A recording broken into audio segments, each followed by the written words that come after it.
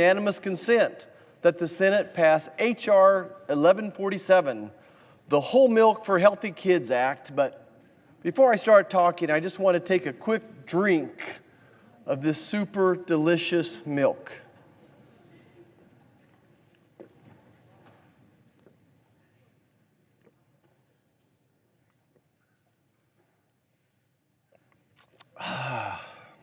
Here's to the dairy farmers of Kansas and across the entire country. Now, a fun fact, besides water, milk is the only beverage allowed here on the Senate floor. And as you all know, milk is the most delicious, most nutritious, wholesome drink known to humankind. There's nothing ever been made anything like it. Now, milk is pretty special to me, and you might ask why. And it's pretty simple. My dad grew up on a dairy where they milked Holstein cows every morning, every day of the year, 365 days a year.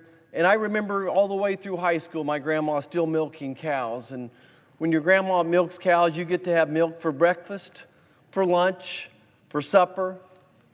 And in school, even in school, we got to have milk, a little snack at 10 a.m. And I was one of the lucky kids that got 2 cartons of milk every lunch.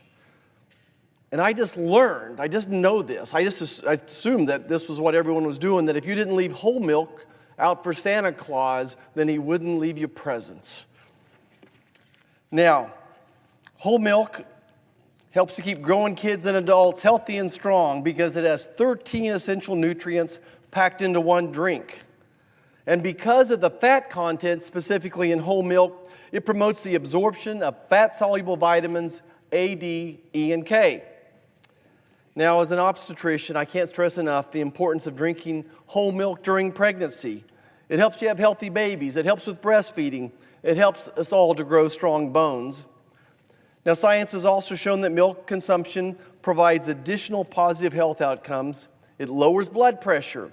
It reduces risk of cardiovascular disease and reduces the risk of type 2 diabetes.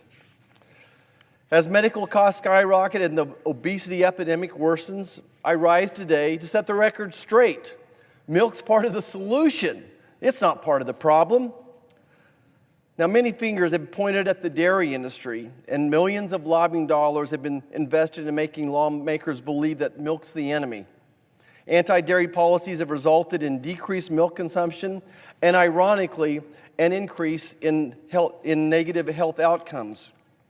In fact, the most recent dietary guidelines of America cites calcium, potassium, and vitamin D as 3 of the top 4 under-consumed nutrients that Americans are deficient in. Well, guess what's rich in those same nutrients? Well, of course, it's milk. All those deficiencies can be resolved with an increase in milk consumption, and that's why I recommend at least a glass of whole milk every day. No other food or drink has the ability to pack that kind of nutritional punch. None.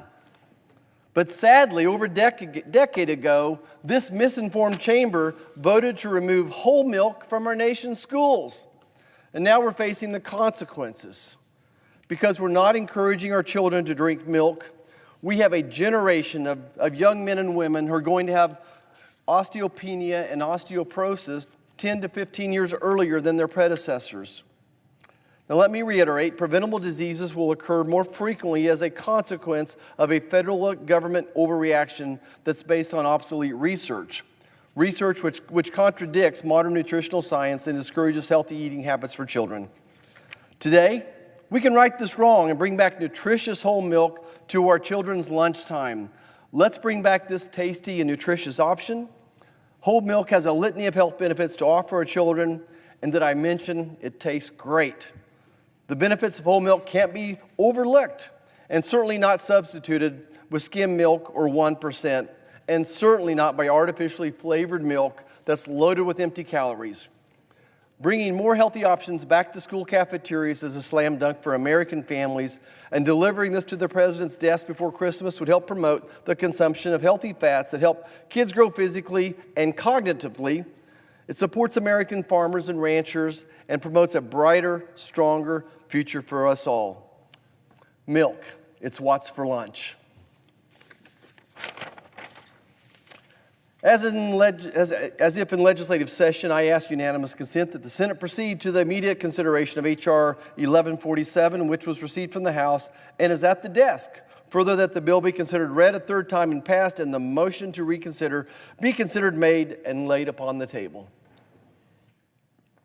Is there objection? Reserving the right to object, Mr. President.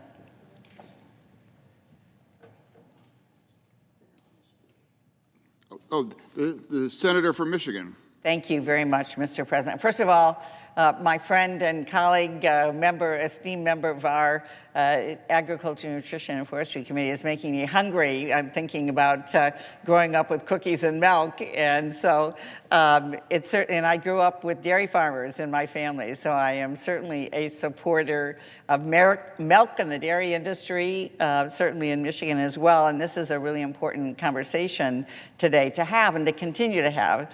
I fully support healthy options for students. Dairy is a very important part of a balanced meal. But one thing is clear, and that is that school meal standards, currently based on dietary science, should continue to be based on dietary science, not based on which individual food products that we support or are in our states. USDA is in the process right now of updating school meal standards. It's important that the administration rely on the latest dietary science to make decisions about what's best for our children to eat and to drink. Intervening in that process creates, I think, a very unfortunate precedent and will lead to other ideas and options that may be coming forward about individual products. And so I encourage groups to be reaching out to the USDA to engage in the process of updating meal standards. But at this point in time, I do not believe it's in the best interest to be able to move forward on this bill. So I object to this UC request, Mr. President. The objection has been heard.